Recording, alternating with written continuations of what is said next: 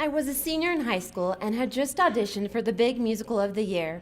It was The Wizard of Oz, and I wanted to be the witch more than anything else in the whole world. I'd been practicing my cackle like nobody's business.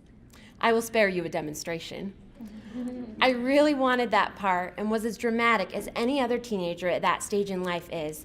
This was my life. Oh, how I laugh at what was so important back then. The next morning, I went to read the cast list. My name was nowhere near the space reserved for the person who got the role as the Wicked Witch. My best friend got the part instead. Granted, she did have a much better cackle than I did. I was cast as LTYM, and I was heartbroken. Embarrassed about anyone seeing me in this fragile state, I called my mom, and before I could even shed a tear, she was at the school to pick me up and to let me be sad. She let me play hooky that day and drown in my sorrow, but only for a little while. She, too, had a story of her own to tell me. It was also her senior year of high school, when she tried out to be a cheerleader. She was awesome and could do the splits and all the tumbling required. She had practiced and was feeling very confident that she had what it took to make the team. It ended up being a popularity contest. Her fellow students voted, and she did not make the cut.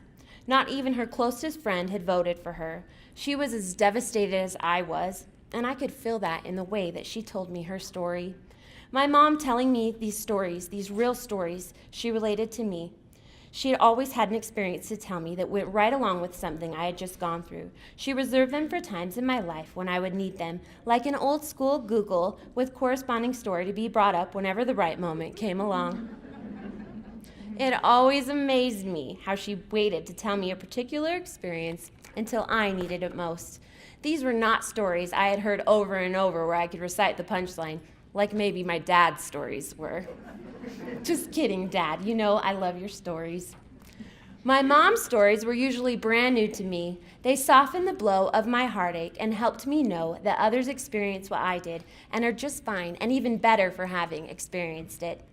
I really believe this was my mom's gift to me.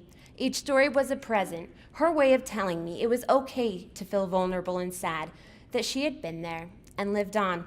Of course, I went on to put on a Tony Award-winning performance of LTYM with gray hairspray and drawn-on wrinkles that rocked the house. Now I have 4 young daughters. They will need me to soften the blow. They will need to know that I care and that I can relate. As small as the drama may seem, they will need my love and support to let them know that whatever they're going through is not trivial, that they matter. So when my oldest daughter feels embarrassed about something, I'll tell her about the time I walked into a wall trying to follow a boy I liked.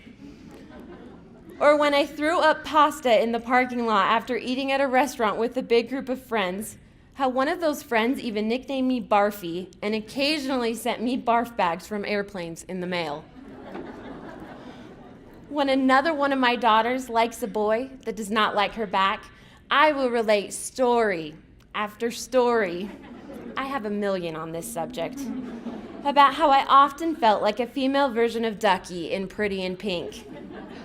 We will then watch Pretty in Pink and all the other Brat Pack movies, of course, and cry and laugh together like only a mother and daughter can. Nothing will be off the table. Well, maybe some things will be. My daughters will see that through my stories, these kinds of things happen to everyone. They mold us and make us the kind of people who can dust themselves off after a big, fat life fail.